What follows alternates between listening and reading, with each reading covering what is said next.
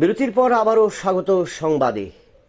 প্রতিদিন প্রতিনিয়ত একদিকে সীমান্তবর্তী এলাকাগুলিতে কিন্তু সবচেয়ে বেশি চিন্তা বাড়ছে অনুপ্রবেশকারী নিয়ে, এবং অন্যদিকে আর্মস অর্থাৎ আগ্নেয়াস্ত্র কিন্তু ভারতে আসছে এপার থেকে ওপার। এবং সেই জায়গায় কিন্তু আবারও সংবাদ শিরোনামে মুর্শিদাবাদের নাওদা থানার ডাকাতিপোতা এলাকায় বুধবার রাতে এক ব্যক্তি বিল্লাল শেখের কাছ থেকে আগ্নেয়াস্ত্র এবং কার্তুজ উদ্ধার হয় এবং তাকে গ্রেপ্তার করা হয়েছে। সেই বিষয়ে জানবো আমাদের প্রতিনিধি শান্তনু বাবুর কাছ থেকে। শান্তনু, কি জানা যাচ্ছে আবারও সংবাদ শিরোনামে মুর্শিদাবাদ? একেবারে দিনের পর দিন, শুধুমাত্র একদিন নয়, প্রায়শই দেখা যায় যে সপ্তাহে 4 থেকে 5 দিন অন্তত এই মুর্শিদাবাদ জেলায় আগ্নেয়াস্ত্র এবং কার্তুজ উদ্ধার করছে। বৃহস্পতিবারে কিন্তু সে একই ঘটনা ঘটলো যে হাত বদলের আগে, অর্থাৎ যেখানে সরবরাহ করা হতো ঠিক সেই জায়গাতে যাওয়ার আগে পুলিশের কাছে গোপন সূত্রে খবর আছে এবং সেই মতোই পুলিশ রেজিনগর যে চেকপোস্ট সেখানে কিন্তু বৃষ্টির মধ্যেও দাঁড়িয়েছিল এবং তাকে সন্দেহজনক হয়, যার ফলে কিন্তু ঘোরাফেরা করে দেখতে সন্দেহ হয়, কিন্তু তার কাছে যায় এবং তার কাছে তল্লাশি চালালে একটি আগ্নেয়াস্ত্র এবং 2টি কার্তুজ উদ্ধার করে। তারপরে ওই ব্যক্তিকে গ্রেপ্তার করে রেজিনগর থানার পুলিশ সূত্রে জানা গিয়েছে তার বাড়ি ওই মুর্শিদাবাদের যে নাওদা থানা রয়েছেন সেই এলাকায়। সেইখান থেকে তিনি কিন্তু এসে রেজিনগর এলাকায় অস্ত্র কারবার করতেন, এমনটাই কিন্তু জানা গিয়েছে। নাম বেলাল শেখ, বয়স 34 বয়সের।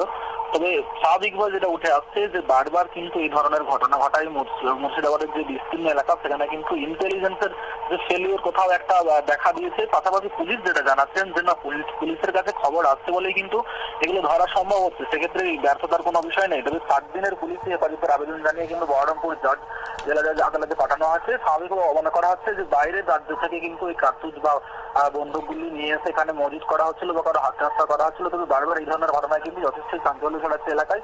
পাশাপাশি যে মুর্শিদাবাদ জেলায় যে বিভিন্ন দিক থেকে এই ধরনের ঘটনা হচ্ছে সেটা কিন্তু একেবারে স্বাভাবিক যে সামাজিক পরিস্থিতি, তার ক্ষেত্রে কিন্তু বিপদ মনে করছেন পুলিশ। শান্তনু, একটা জিনিস জানতে চাইবো, এই বিল্লাল শেখ বৃষ্টির মধ্যে দাঁড়িয়েছিল একটি বন্দুক, পিস্তল এবং 2টো কার্তুজ নিয়ে। সেই জায়গায় বৃষ্টি দাঁড়ানোর মূল কারণটা কি? যে সেখান দিয়ে সে স্পাই হিসাবে যে আরো বেশি করে মাল আসবে বা সেই সম্বন্ধে কিন্তু তার কাছে কি কোনো খবর ছিল বা পুলিশের কাছে এরকম কোনো তথ্য এসছে যে সেই জায়গাটাকে তিনি ক্লিয়ার করার জন্য বা রাস্তা ঠিক করার জন্য কিন্তু দাঁড়িয়েছিল বিল্লাল শেখ? একেবারে 2টি কারণ। তার কারণ একটি হচ্ছে আরো কোনো অস্ত্র আসতো কিনা সেখানে দাঁড়িয়ে তিনি অপেক্ষা করছিলেন বা সেখান থেকে রিসিভ করে নিয়ে যেতেন। দ্বিতীয়ত যেটা পুলিশ জানাচ্ছে যে তিনি ওই যে কার্তুজটি ব্যবহার করছিলেন, যে কার্তুজ ছিল সেইটি হয়তো হাত পরিবর্তন করে তার যাকে দেওয়ার ছিল তিনি সেখানে হয়তো অপেক্ষা করতে বলেছিলেন, সেই জন্য অপেক্ষা করেছিল। এবারে বৃষ্টি হয়, কার্যত একটু অসুবিধে হচ্ছিল, তার কারণ বৃষ্টির সময় সব জায়গাতে দাঁড়ানো যায় না।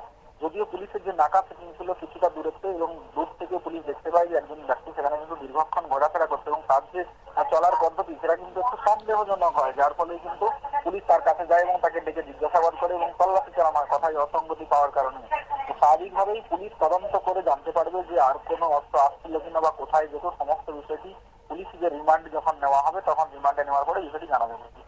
তবে বিল্লাল শেখকে জিজ্ঞাসাবাদের পর যার কাছে সে হাত বদলের চেষ্টা হয়েছিল তার নাম কি উঠে এসছে পুলিশের কাছে? এখনো পর্যন্ত কোনো কিছু জানা যায়নি বা পুলিশ তাদের তদন্ত স্বার্থে জানায়নি।